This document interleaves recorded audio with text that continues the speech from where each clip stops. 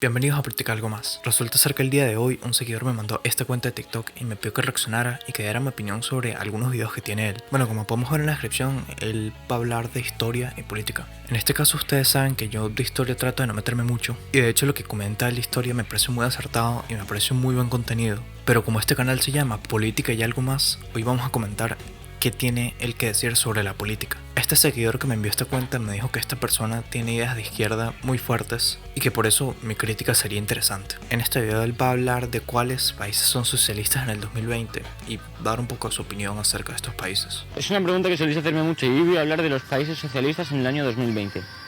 Para empezar, decir que técnicamente hablando ningún país actual mantiene un régimen socialista. Ok, ojo que empieza fuerte, empieza diciendo que actualmente ningún país mantiene un régimen socialista y vamos a ver cómo es que argumenta él todo esto. En el cual se prevé anular la propiedad privada de los medios de producción.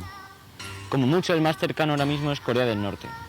Ok, socialismo según el significado del comunismo de Marx se basa en eso, en abolir la propiedad privada y que todo sea del Estado.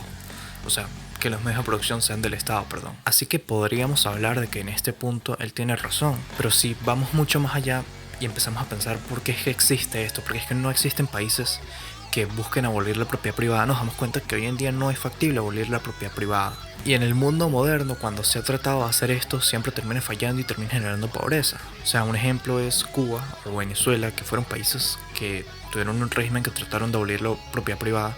Y esto de hecho lo he escuchado mucho, de que Venezuela en realidad no fue verdadero socialismo y no fue verdadero comunismo.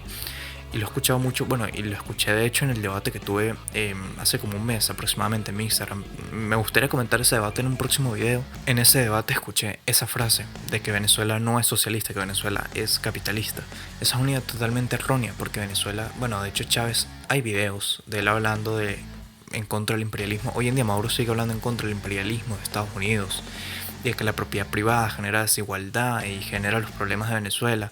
Es por eso que hoy en día la zona pobre de Venezuela, o sea, la gente más pobre de Venezuela, sigue votando al socialismo y sigue votando al Partido Socialista Unido de Venezuela, que es en el que está Chávez y en el que posteriormente quedó Maduro como herencia de Chávez. Si quieres ver todos estos temas a detalle, te recomiendo el siguiente video. En esta tarjeta informativa podrás ver un video en el que hablo extensamente de Venezuela y cómo llegó desde hace 100 años hasta lo que está ahora. Pero bueno, no me quiero enrollar mucho, sigamos a ver qué es lo que sigue diciendo.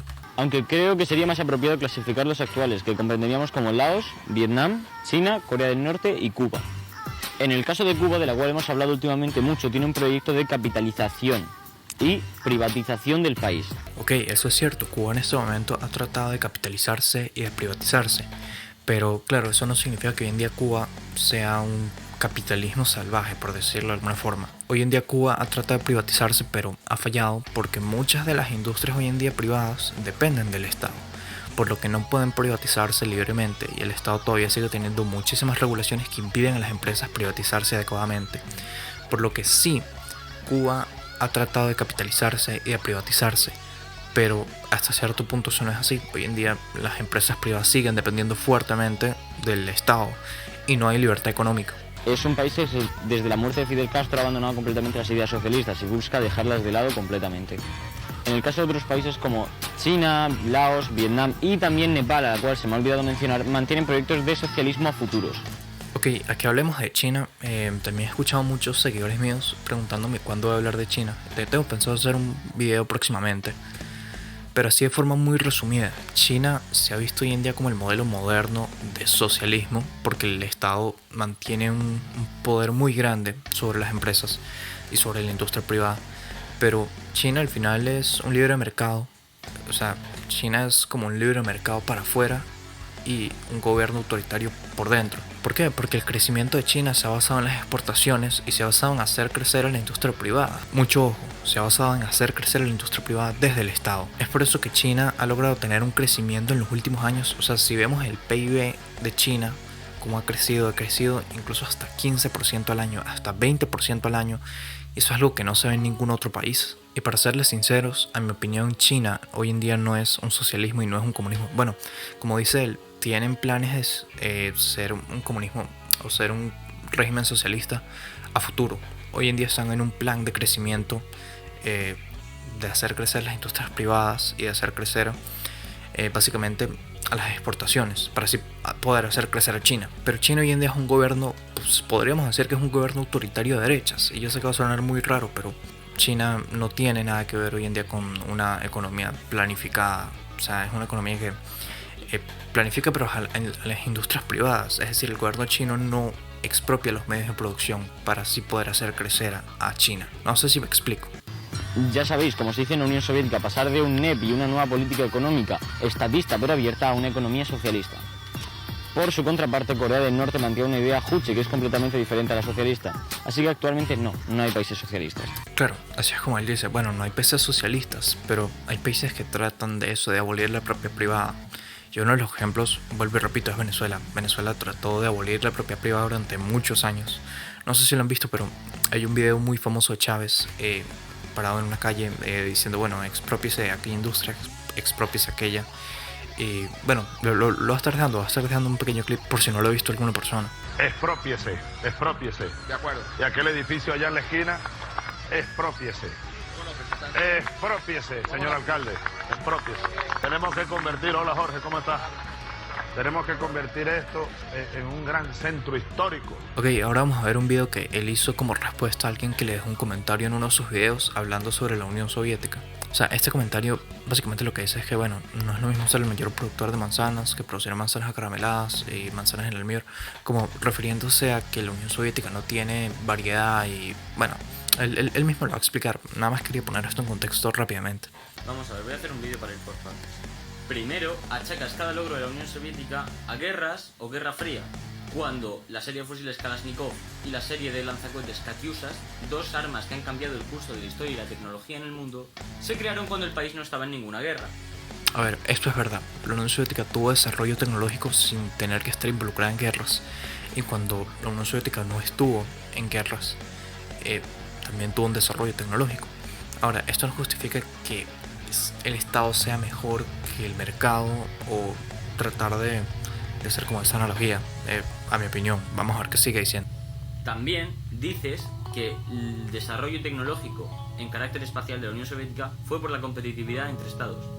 Pero dime, si el mercado fuera eficiente y hiciera esa diversidad, hiciera feliz a la gente y creara tantas cosas, ¿por qué no lo hizo el mercado antes?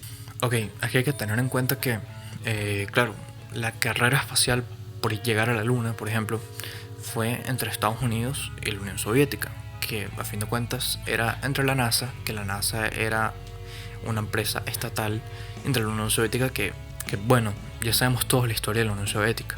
Ahora, ¿por qué el desarrollo espacial no pudo haber sido por parte de la empresa privada? Porque este es un trabajo que a largo plazo es ineficiente y no tiene tanta rentabilidad como otros trabajos. O sea, si nos ponemos a pensar de forma lógica y de forma más o menos coherente, llegar a la Luna no representa ninguna ganancia en rentabilidad y era algo que de una u otra forma tenía que hacer el gobierno porque no representa una rentabilidad para la empresa privada. ¿Qué pasa? Que hoy en día sí representa un desarrollo para la empresa privada, que es lo que está pasando con SpaceX y es lo que está pasando con, bueno, con empresas privadas que están empezando a meterse en esa industria. ¿Por qué? Porque hoy en día sí es eficiente hacer ese tipo de cosas. Antes no, antes era meramente por una carrera, comercial, por una competencia. Y fue por eso que el Estado decidió tomar ese rol que la empresa privada tomaría muchos años después, pero muchos años después. ¿Qué tuvo que ser el Estado? Y más concretamente fue más productivo un Estado socialista. De hecho, como dato te diré que las empresas privadas de Estados Unidos eran más ineficientes que las de la Unión Soviética. Ok, volvemos a lo mismo. El Estado de la Unión Soviética, claro que fue mucho más eficiente, pero con el coste de, bueno, un trabajo que al final hacían trabajadores que no era finalmente eficiente. Entonces tú le estabas quitando eficiencia a los que de verdad eran eficientes para tratar de llevarle a una industria que no era eficiente. Entonces volvemos a lo mismo. Claro, hubo eficiencia, pero con el coste de quitarle eficiencia a otros. Es como el tema de los impuestos, no sé si me explico. Y luego basas el discurso, después de haber perdido en esos campos, en que el Estado no soluciona los problemas y no da variedad de productos. Esta es la historia de la bombilla que no se apagaba, una bombilla creada por el Estado de Alemania del Este y que básicamente cubría la necesidad de la gente de electricidad. Ok, aquí él presenta un caso anecdótico de la variedad que da el Estado soviético. Bueno, soviético, claro, Alemania del Este, la Alemania soviética. Pero si vemos hoy en día, no solamente hoy en día, no solamente la época moderna, sino que nos vamos mucho más atrás, el mercado siempre ha sido el que ha generado nueva diversidad. Y no es un hecho de que haya diversidad, es un hecho de que si hay demanda diversa, significa que va a haber oferta diversa. O sea, si hay mucha gente que quiere comprar cosas distintas, el mercado va a ofertar cosas distintas. O si la gente demanda cosas nuevas y cosas mejores, el mercado va a ofertar cosas nuevas y cosas mejores. Entonces, en este caso, la misma oferta y demanda es la que determina quién vende qué, quién compra qué y cuándo lo compran. Y bueno, ¿se entiende? Ojo con este video porque también tengo pensado hacer un video hablando de esto en España, que es sobre la ley CELA. Esta es una ley que, entre muchas cosas, pretende eliminar la educación especial a muchachos que lo necesiten. ¿Y por qué es que mucha gente escoge la educación privada antes que la educación pública? Porque la educación privada es mucho más especializada al tener ese margen de ganancia que la educación pública no tiene, ya que la educación privada, al funcionar como una empresa, necesita ofertar la demanda que exista actualmente. O sea, si existe demanda para aprender esto, la educación privada lo va a enseñar. Entonces no existe, por así decirlo, espacio ni hueco para el adoctrinamiento. Claro, todo esto hablando de un ejemplo muy utópico, pero más o menos así es como funciona en la realidad. Pero bueno, vamos con el video. Gracias, aquí vemos la mala educación, desconocimiento e hipocresía de la gente que va a colegios privados o concertados. Ojo, no quiero criminalizar, no quiero generalizar, pero sinceramente ya tengo bastante experiencia con este tipo de gente para saber que hay gran parte que son así, la verdad, no son una minoría. Hablas de adoctrinamiento sin haber ido a un colegio público, de lo cual estoy seguro, cuando tú has dicho cosas como estas. Que la República Española era una dictadura y que viva la libertad con la bandera de una monarquía que no ha votado nadie. Así que ya sabéis, disfrutad de la ley CELA, esto que están diciendo ahora, aunque no sea verdad que van a restringir la educación privada y van a quitar la concertada. A ver si hay suerte y os vais a un instituto bueno, público, como los que tenemos aquí, que son geniales. Y a ver si aprendéis un poco y dejáis de hacer el tonto por redes sociales. Ok, aquí quiero hablar un poco entonces también entre la comparación de educación pública y educación privada. ¿Y qué mejor país para hablar de esto que Costa Rica, el país en el que estoy viviendo en este momento? Costa Rica es, si no me equivoco, el cuarto país con mayor gasto en educación pública como porcentaje del gasto total del gobierno. Por no decir que Costa Rica ha sido uno de los mejores países en exámenes internacionales que se hacen a lo largo del mundo. ¿Cuál es la diferencia? Que Costa Rica ha tratado de imitar un estado del bienestar, tal como en los países nórdicos. No ha tratado de expropiar los medios de producción, esa es la gran diferencia. Y la educación, a fin de cuentas, es algo que tenemos todos, es algo que requerimos en el día a día. No solamente para trabajar y ser más productivos, sino que porque el ser humano siempre ha tratado de buscar aprender más y el ser humano tiene la satisfacción por aprender. Entonces la educación privada trata de ofertar esa demanda que oferta Entonces la educación privada trata de ofertar esa demanda que pide el público y que pide la población en general.